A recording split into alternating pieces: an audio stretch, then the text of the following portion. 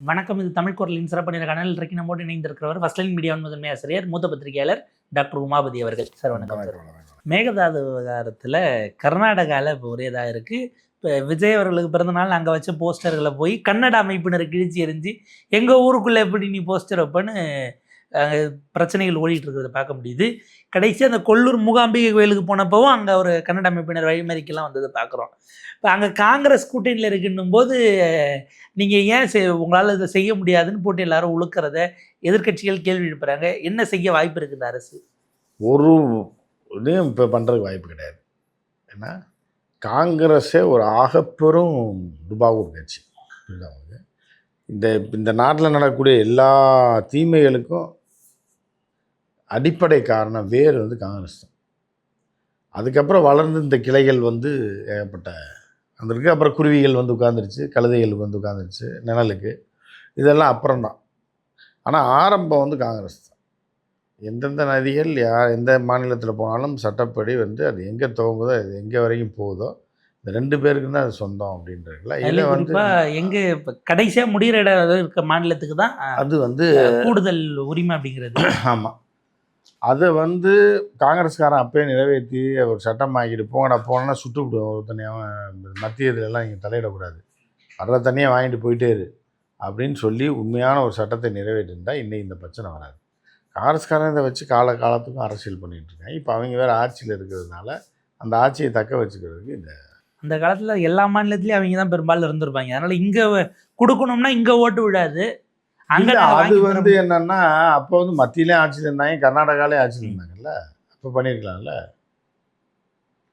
So அதை பண்ணலை, சட்டத்தை போட்டிருந்துருக்கலாம். அதனால் அவங்க அரசியல் நடத்துக்குவதற்காகவே காங்கிரஸ் இந்த மாதிரி வேலையை செஞ்சு அதோடைய பாதிப்பு தான் இன்றைக்கி வரைக்கும் இருக்குது. இன்றைக்கும் காங்கிரஸ் தான் இருக்குது. அது இவங்களோட கூட்டணியில் வேறு இருக்குது. பண்ண முடியுமானா முடியாது. ஏன்னா அங்கே ஓட்டு வாங்கணும், அங்கே தொட்டால் இங்கே ஓட்டு வாங்கணும். அவங்களுக்கு அப்புறம் விஜய்க்கு ஓட்டு வாங்கி கொடுக்குறதுக்காக அவங்க கட்சி நடத்திட்டு இருக்காங்க 100 வருஷமாக. அவங்க அவங்க ஜெயிக்கிறதுக்காக கட்சி நடத்துகிறாங்க. இப்போ தாவேக்க நாளைக்கு கேட்கும்ல, உங்களை கொண்டு போய் பிரதமராக உட்கார வைக்கிறதுக்காக நாங்கள் கட்சி நடத்துகிறோம், எம்பி அது ஆக மாட்டோம்னு அவங்களுக்கே தெரியும்ல சார். 15 வருஷமாக போராடிட்டு இருக்காங்க, ஒரு இலக்கு வச்சு போராடுறது தான். அது ஐசியூவில் சேர்த்தது தான். அது மீண்டெல்லாம் வராது. அது வேணால் உயிரோட நான் உயிருள்ள பணமாக வேணால் நடமாடலாம் ஆஸ்பத்திரிலேருந்து வெளில வந்தால். இப்போ அப்படி தான் நடமாடிட்டு இருக்கு காங்கிரஸ்.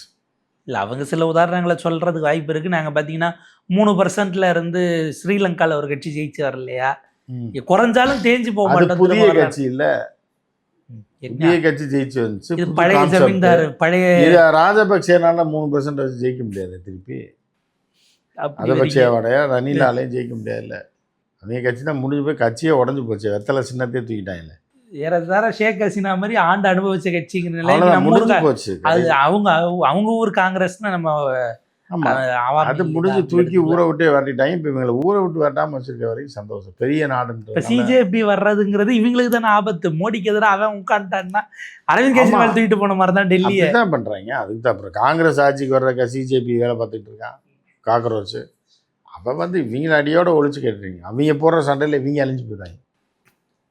மாற்றி சண்டையை போட்டு மண்டையை உடைச்சிட்டு அவன் ஆட்சியை கைப்பற்றிட்டு எதிர்கட்சியாக பாஜக ஆயிரும், இவங்க காலி ஆயிரும். காங்கிரஸ் அப்பயே மேலே வர முடியாது. காங்கிரஸோட எதிர்காலம் முடிஞ்சு போச்சு. அதுக்கு எதிர்காலன்ற ஒன்றும் இல்லை. கடந்த காலம்னு ஒன்று இருக்குது, ஒரு வரலாறு இருக்குது. எதிர்காலமும் கிடையாது, நிகழ்காலமும் கிடையாது. இல்லை, அவங்க ஆதரவாளர்கள் இந்தியா முழுக்க இருக்க கட்சினா அது நாங்கள் தானே. பாஜக எதிர்க்க எங்களால் தானே. அது கட்டமைப்பே இருக்குது. அது நாங்கள் இல்லைன்னா எப்படி ஒரு அணியே உருவாகாதுங்கிற ஒரு கிளைம் பண்ணுறாங்கல்ல. இல்லை, அதுதான் அந்த அண்ணா சொன்ன மாதிரி தான். நீங்கள் மெஜாரிட்டியாக நிறையா இருக்குன்றதுக்காக அப்போ காக்காவை தான் நீங்கள் தேசிய பறவை ஆக்கணும், இல்லை நாயை ஆக்கணும், தேசிய விலங்கு ஆக்கணும். ஏன்னா நாடு முழுவதும் நாய் தான் இருக்குது. புலி சிங்கம் எவ்வளோ பேரை கடிச்சிக்கிட்டு இருக்கு, எத்தனை கேஸ் இருக்குது. அதைத்தான் தேசிய மிருகம் ஆக்கியிருக்கணும். அப்படி பார்த்தா காங்கிரஸ் நாடு முழுவதும் இருக்குன்னா அதைத்தான் நம்ம உதாரணமாக சொல்லுவோம். இல்லை, இப்போ இதில் இன்னொரு பக்கம் தமிழ்நாட்டில் இருக்க காங்கிரஸ் அமைச்சர்கள் கடுமையாக கண்டிக்கிறாங்க கர்நாடகா காங்கிரஸை. அங்கே இருக்க பிஜேபி என்ன பண்ணுது, இப்படியெல்லாம் இவங்க தீர்மானம் நிறைவேற்றினா நீ முதல்ல ஆதரவை வாபஸ் வாங்கி ஆட்சியை கவுத்து விட்டு தாவேக ஆட்சின்னு டிகே சிவகுமாரை ப்ரெஷர் கொடுக்கறதுக்கு அங்கே பிஜேபி பேசிக்கிட்டு இருக்காங்க கர்நாடகாவில். இப்போ காங்கிரஸ் அதை வச்சு இவங்களை அச்சுறுத்த வாய்ப்பு இருக்கா, உங்கள் ஆட்சி எங்களால் தான் நடக்குது 5 எம்எல்ஏன்னு? அதாவது என்ன அப்படின்னு பார்த்தீங்க அப்படின்னா, நீங்கள் ஒரு 40 வயசில் ஒரு பிள்ளைக்கு கல்யாணம் ஆகாமல் இருக்கு. 35 வயசு 40 வயசு வரைக்கும் ஒருத்தனை பார்த்து கல்யாணம் பண்ணி கொடுக்குறாங்க. கல்யாணம் பண்ணி கொடுத்தா திடீர்னு கல்யாணம் தாலி கட்டின அடுத்த நாள் வந்து, ஐயோ இவன் ஜென்ம விரோதி, நம்ம குடும்ப பகையை, அந்த குடும்பத்தை சேர்ந்தவன், முதல்ல என்ன பண்ணுறது, தாலி அறுத்துட்டு வர சொல்லுங்கன்னா எப்படி வருவாங்க? போடா வேணா இருக்கிற தூக்கி அடித்து உலக்கி அடித்து மண்டையை உடச்சிடுவாங்க. இந்த நேரத்தில் அதையும் அறுத்து விட வாடா பார்க்குறேன்னு சொல்லி எல்லாம் சேர்ந்து அவனை அடித்து மண்டையை உடச்சிடுவாங்க. குடும்ப பகையாது, ஜென்ம பகையாது.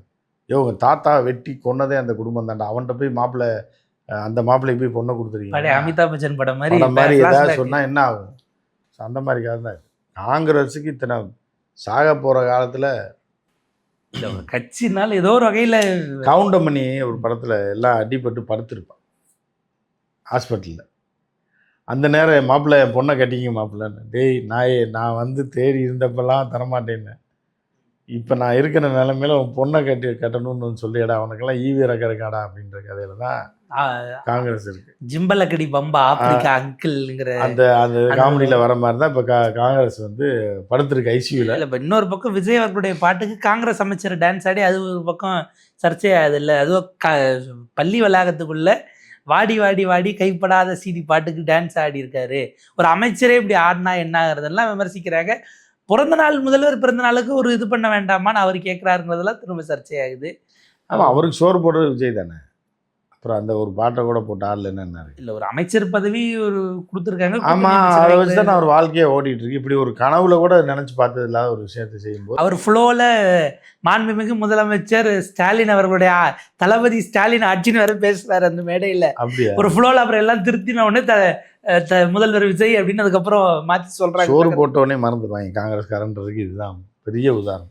கொந்தளிக்க போறாங்க. பதவி கொடுத்து இவ்வளவு புறம் போட்டு இவங்க குடிக்கிற தண்ணிக்கு சோறுக்கும் வழி பண்ணி கொடுத்தா, இவங்க வந்து மு.க. ஸ்டாலின் அவர்களை முதலமைச்சர் அப்படின்னா அப்புறம் எவ்வளோ இது, அப்போ எவ்வளோ நன்றி கெட்டவங்களா இருக்காங்கன்றது பாருங்க. அப்படிதான் இப்போ இருக்குது. அதுதான் காங்கிரஸ். இப்போ அவங்க பதறிடுவாங்கங்கிறது இருக்குது. அங்கே இப்போ டிகே சிவகுமார் இன்னும் 1.5 வருஷத்துல எலெக்ஷன் இருக்குது 28. அதனால் அவர் இன்னும் கொடூரமாக கொடுக்க முடியாதுன்னு ஆவேசமாக தான் அதை வச்சு தான் அரசியல் நடத்திட்டு இருக்காங்க. அதுக்காக தான் பண்ணிட்டு இருக்காங்க. அங்கேயும் தூண்டி விடுற மாதிரி இருக்கு, இங்கே பிள்ளைங்களை விட்டு தொட்டிலையும் ஆட்டி விடுவாங்க. அதுதான் காங்கிரஸோடைய அதுதான் காங்கிரஸ் முடிஞ்சு போச்சு. இன்னும் அதோட இதே முடிஞ்சு போச்சு, கதை முடிஞ்சு போச்சு. கத்தம்னு ஆகி போச்சு. இப்போ இடைத்தேர்தலோ அல்லது இதெல்லாம் வரும்போது மேயர் எலெக்ஷன்லாம் அவங்க எக்கச்சக்கமாக சீட்டு கேட்பாங்க. இது வரைக்கும் தாவேக்கா கூட்டணி பேச்சுவார்த்தை நடத்துனதில்ல. அதுவும் காங்கிரஸ் கிட்ட நடத்தினா எப்படி இருக்கும்? இல்லை, காங்கிரஸ் எப்படியும் ஒரு 5 மேயர் கேட்பாங்க. திருநெல்வேலி, மதுரை, கோயம்புத்தூர், சேலம், திருப்பூர், இது ஒரு 10 கேட்பாங்க. மொத்தமே 10 தான் இருக்கு. சென்னை, தாம்பரம், அது பாதிக்கு பாதி கேட்பாங்க. அதை இவங்க திமுக கடைசியில் சில இதெல்லாம் மாநகராட்சியாக வேற ஏற்றினாங்க. இப்போ அதெல்லாம் மறுசீரமைப்பு பண்ணாங்கன்னா இருக்கு. 20 இருந்தால் 25 கொடுத்துருக்கேன்னு கேட்டுட்டு ஒரு 15 வந்து முடிப்பாங்க. அது எல்லாம் இருக்கு. இந்த கேடு காலம் பூரா விஜய் சந்திக்க வேண்டியது இருக்கு. இதுல காங்கிரஸே 20. ஆனால் விஜய் என்ன பண்ணுவோம் அப்படின்னா, இப்போ வேற கணக்கு போட்டு வச்சுட்டு காங்கிரஸ் துரத்தி விட்டுருவோம். 2 நகராட்சி வேணா தரோம், இல்லைன்னா போயிருன்றோம். அது இன்னும் பஞ்சாயத்து இனிமேல் தான் இருக்கு. உள்ளாட்சி தேர்தல் நடத்தும் போது பார்த்துக்கலாங்கிறதுக்காக வச்சுருக்காங்க. இதுக்கு நடுவில் தினமலர் ஒரு செய்தியை கொளுத்தி போட்டிருக்காங்க. பாமகவோட ஒரு அணுக்கமான பேச்சுவார்த்தை இருக்குது. ஏன்னா விசிகா கம்யூனிஸ்டுகளுடைய ஆதரவு எப்போனாலும் நமக்கு சிக்கல் தான். திடீர்னு அரசையே கண்டிக்கிறாங்க, விமர்சிக்கிறாங்கன்னும் போது இவங்களை உள்ளே கொண்டு வந்துடலாமான்னு ஒரு திட்டம் போயிட்டு இருக்கிறதா அங்கே செய்தி போட்டிருக்காங்க. அதுதான் அன்புமணியை இப்போ அப்பப்போ கெஞ்சிக்கிட்டு இருக்காப்புல. இல்லை, அதே மாதிரி சௌமியா அன்புமணி அதுக்கான இது பட்டிருக்காரு. ஏன்னா இப்போ இவருக்கும் எண்ணிக்கை குறையுது இல்லை. அவர் எந்த சீட்டாக இருந்தால் என்னென்ன நம்பர் இவருக்கும் தேவை இருக்குது. அவங்களும் 4 வச்சுருக்காங்க. அவங்களுக்கு துணை முதல்வர் கேட்குறாங்க. சரி, ஒரு அமைச்சர் கொடுத்தாலும் சௌமியா அம்மா வந்து அமைச்சராக இருக்கிறது ஒரு பார்க்க நல்லா தான் இருக்கும். ஏன்னா கொஞ்சம் ஏன்னா சௌமியா அன்புமணியை பொறுத்தளவுக்கு இந்த இப்போ போயிருக்கிற ஆட்கள் இருக்காங்கல்ல, விஜய் கட்சியில் இருக்கக்கூடிய பெண் எம்எல்ஏக்களை தாண்டி ஒரு நாலேஜ் இருக்குது. அதிகாரிகளை டீல் பண்ணுற அட்மினிஸ்ட்ரேஷன் கெப்பாசிட்டி இருக்குது. மற்றபடி தொழில் தெரியாத தவிர அது கற்றுக்குவாப்புல. கடையில் போய் உட்காந்து வாங்குறவனுக்கு பில்லை போட்டு கொடுக்க வேண்டியதானே. அது அரசியல் அதிகாரிகள் இருக்காங்க, அவங்க பார்த்துக்குவாங்க. அப்படியே கெத்தாக இருக்கலாம். அதிகாரிகளை அட்மினிஸ்ட்ரேஷன் பண்ணுறது. ஏன்னா சௌமியா அன்புமணி ஏற்கனவே அந்த ட்ரஸ்ட்டெல்லாம் வச்சு இன்டர்நேஷ்னல் லெவலில் டீல் பண்ணிருந்தா ஒரு ஆள். பசுமை தாயகம் எல்லாம் அதெல்லாம் வச்சுருக்க ஃபாரின் போயிருக்காங்க. ஐநாவில் போய் எதாவது பேச்சு அந்த மாதிரியான ஒரு ஒரு பேசிக் இருக்குது. ஸோ அதனால் வேலை வாங்குற அளவுக்கு தெரியும். வேலை வாங்குற அளவுக்கு தெரிஞ்சால் போதும்ல. நம்ம கால் மேலே கால் போட்டு உட்காந்துக்கிட்டு வேலைக்காரன்னா அதை கூட்டினி அது என்ன பாத்திரம் சரியாக கழுவலை, கரையாக இருக்குது, இந்த இங்கே தொடர்ச்சியாமா என்னம்மா அப்படின்னு சொல்கிறதுல கிலாடி யார், சௌமியான். ஸோ அதனால இதுக்கெல்லாம் கரை இருக்கதே தெரியாது, கொடுக்குறத தின்னுவிடுவாங்க. அதுக்கு இது எவ்வளோ பரவாயில்லன்ற மாதிரி இப்போ அன்புமணியை வச்சு நீங்கள் இப்போ சொல்லுங்கள், அவரை பாராட்டிகிட்டே இருங்க, ஆட்சி நல்லா இருக்குது அது இதுன்னு சொல்லிகிட்டே இருக்காங்க. என்றைக்கா ஒரு நாள் அவர் மனசு இறங்கினார்னா இந்த கும்பல் போயிடுச்சுன்னு வைங்க, ரெட்டு, அது அந்த ரெட்டு போயிடுச்சு அப்படின்னா நம்ம உள்ள நுழைஞ்சிடுவோம். அவங்க என்ன வியாக்கியானம் கொடுத்தாங்கன்னா பாருங்க அவருக்கு பாஜக கூட நின்றவங்களுக்கு கூப்பிட்டு ஆட்சி அமைச்சிருக்க முடியும் நம்பர் வேணும்னா, ஆனால் அதை செய்யாமல் மதச்சார்பற்ற சக்திகள்கிட்ட தான். ஆமாம், அதை உடச்சிட்டு நீங்கள் போனீங்கன்னா இப்போ நீங்கள் ஏன் மதச்சார்பற்ற சக்தின்னு உங்களை சேர்த்தா அந்த ஏமாற்றிட்டு போயிட்டீங்கல்ல, உங்களுக்கு என்ன நம்பகத்தன்மை இருக்குன்னு கம்யூனிஸ்ட்டை மொத்தமாக துரத்தி விட்டு தெருவில் விட்டுருவாங்க. ஏன்னா இப்போ இவ்வளவுக்கு பிறகு திமுக கூட்டணிக்குள்ளேயும் அவங்க பூராத்தையும் அடுத்த நாளே விட்டுட்டு போயிட்டீங்க, அப்புறம் என்னென்னா அவங்க சேர்க்கறதுக்கு. அதனால் அவர் அண்ணன் திருமா, அப்புறம் அந்த அமைச்சர் இருக்காரு யார், வன்னியரசு, ஐஎம்எல், இல்லை வன்னியரசுலாம் கொஞ்சம் இருக்கிறத அனுபவிச்சுக்கிற வேண்டியதான். குறுகிய காலம் ஒரு 6 மாதத்துக்குள்ளே எல்லாத்தையும் அனுபவிச்சுட்டாருன்னா நல்லது. இல்லை ஆட்சி மாற்றம் அப்படிங்கிறது ஆட்சி மாற்றம் இல்லை, ஆட்சி மாற்றம் கூட்டணி மாற்றம் வந்துச்சுன்னா இப்போ சௌமியா மினிஸ்டர் ஆகிட்டாங்கன்னா அன்பு இவரை தூக்கிடுவாங்க. இதுக்கு நாட்டில் அவர் வைகோவெல்லாம் வேற இடைத்தேர்தல் நிற்க சொல்லி கேட்டு அமைச்சராக்கிறதுக்கெல்லாம் சொன்னேன், அவர் மாட்டேன்ட்டாரு. வைகோ எது வேணாலும், வைகோ அமைச்சரா எது, அதாவது வைகோலாம் என்னத்தை சிறப்பு பிரதிநிதி அப்படின்லாம் ரொம்ப கேவலமாக இருக்குது. நான் பண்ணுறதுனே ஒன்றும் புரியலை. மேபி ஒரு பாதுகாப்புன்னு இப்படியான ஆட்கள் உள்ளே இருந்தாங்கன்னா கவர்மெண்ட்டில் ஏதாவது நம்மளை கருத்து கேட்டால் இவங்கள வச்சு பேச வச்சுக்கலான்னு இவங்க எல்லாரையும் வச்சு எக்ஸ்பீரியன்ஸ் வரும்போது என்ன பண்ணுவாங்க. இப்போ நீங்கள் வந்து இப்போ வைகோலாம் எப்படி அப்படின்னு பண்ணால் ஏடிஎம் வாட்ச்மேன் மாதிரி 70-75 வயசாயிரும். அதுலேயும் என்ன பார்ப்பேன்னா முன்னாள் இராணுவத்தினருக்கு முன்னுரிமைன்னு வாங்கி.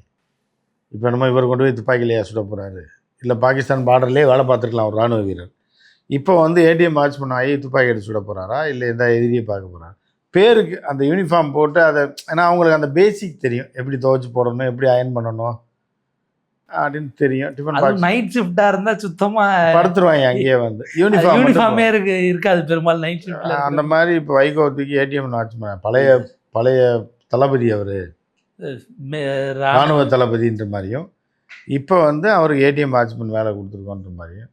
அந்த ஏடிஎம் வாட்ச்மேன் பாவப்பட்ட ஜீவன்கள். அரசியல்வாதிகள் எவ்வளோ வயசானாலும் அவங்க விட மாட்டாங்கல்ல சார், அது விட மாட்டாங்க. அதான் சொல்கிறேன், இப்போ மிலிட்ரியில் இருந்தீங்கன்னா அந்த நேம் இருக்குல்ல, அது கடை சாக வரைக்கும் உங்களுக்கு யூஸ் ஆகும். இந்த ஃப்ளாப்பெல்லாம் பிஞ்சிரும், சட்டை அயன் பண்ணியிருக்க மாட்டாங்க, ஊக்க குத்திருப்பாங்க. இருந்தாலும் ஒரு யூனிஃபார்ம் போட்டு ஒரு வாட்ச்மேன் இருந்தால் தானே அந்த ஏடிஎம்க்கு ஒரு பாதுகாப்பு, ஒரு மிடுக்கு ஒரு. அதனால வெளியே 4 பேர் பேசுவாங்க பயங்கரமா இருக்காரு அவர். பாரு இங்கேயே இருக்காரு வாட்ச்மேன், எங்கேயே அது அவர் ஏசியை போட்டு தூங்கிடுவார். ஒரு நாயும் படுத்திருக்கோம் அங்கே, அவரும் படுத்திருப்பார், அப்படியே இருக்கும். ஸோ அந்த மாதிரி வைகோ வந்து ஏடிஎம் வாட்ச்மேனாக பயன்படுத்துகிற மாதிரி இந்த ஆட்சியில் ஏதாவது ஒரு பிரதிநிதி, டெல்லி பிரதிநிதி, அது இதுன்னு எதையாவது போடணும். அவர் பாட்டு போயிட்டு வந்துட்டு எதையாவது பேசிக்கிட்டு, மோடி எதிர்க்கிறதுனால அவங்களா வழக்கமாக பேசிப்பாங்க. ஆமாம், கேட்டால் எங்கள் கூட்டணி கட்சி தானே பேசுகிறாங்க, எங்கள் சார்பாக பேசுகிறாங்க, நீங்களாம் திமுகவுக்கு பதில் சொன்னாலும் இவங்கள வச்சே சொல்லிக்கலாம், நம்ம கமிட்டி சேஃப்டியாக இருக்கலாம். ஆமாம், அப்படிங்கிறதுக்காக ஒரு பாதுகாப்பு ஏற்பாடாக வச்சுருக்கிறதா பார்ப்போம் சார். இது எதை நோக்கி போகுது தமிழ்நாடு அரசியல் அப்படிங்கிறது, அடுத்த 5 ஆண்டுகள் ஏதோ ஒரு செயல் திட்டத்தோட எல்லாரும் செயல்படுறாங்க, யாருக்கு லாபமாகுதுங்கிறத நம்ம பொறுத்திருந்து தான் பார்க்கணும். நேரத்துக்கு நன்றி சார்.